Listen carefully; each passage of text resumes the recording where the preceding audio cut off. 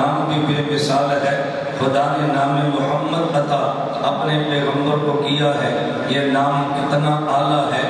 آپ محمد کا نام دیکھ لو، اس پہ خدا نے نقطہ نہیں رکھا۔ احمد کا نام دیکھ لو، اس پہ نقطہ نہیں رکھا۔ اس کی وجہ بتانی ہے۔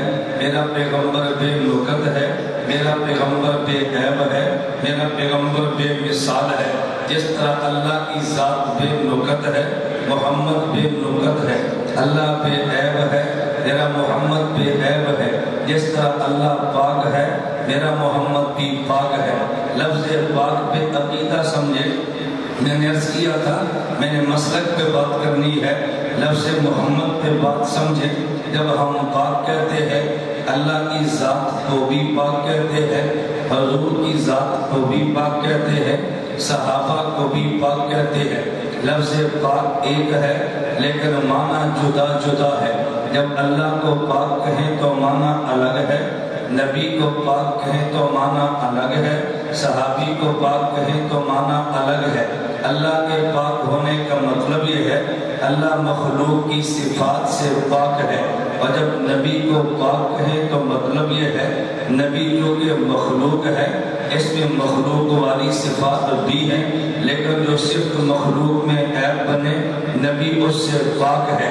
اور جب صحابی کو پاک کہیں تو مطلب یہ ہے یہ مخلوق ہے، مخلوق والی صفات بھی ہے، کبھی عیب والی صفت بھی آ جاتی ہے، لیکن اللہ عیب والی صفت ان میں باقی رہنے دیتا نہیں ہے۔ اللہ کے پاک ہونے کا معنی اس میں مخلوق کی صفت نہیں ہے۔ اب میں مثال دوں گا تو بات سمجھ آئے گی۔ کھانا مخلوق کی صفت ہے، اللہ کھانے سے پاک ہے۔ پینا مخلوق کی صفت ہے، اللہ پینے سے پاک ہے۔ اولاد والا ہونا مخلوق کی صفت ہے، اللہ اولاد والا ہونے سے پاک ہے۔ لیکن کھانا مخلوق کی صفت ہے، نبی کھاتا ہے، حرام کھانا عیب ہے، نبی حرام کھانے سے پاک ہے۔ پینا مخلوق کی صفت ہے، نبی پیتا ہے لیکن حرام پینے سے پاک ہے۔ نبی اولاد والا ہے، مخلوق کی صفت ہے، لیکن حرام والی اولاد ہونے سے نبی پاک ہے۔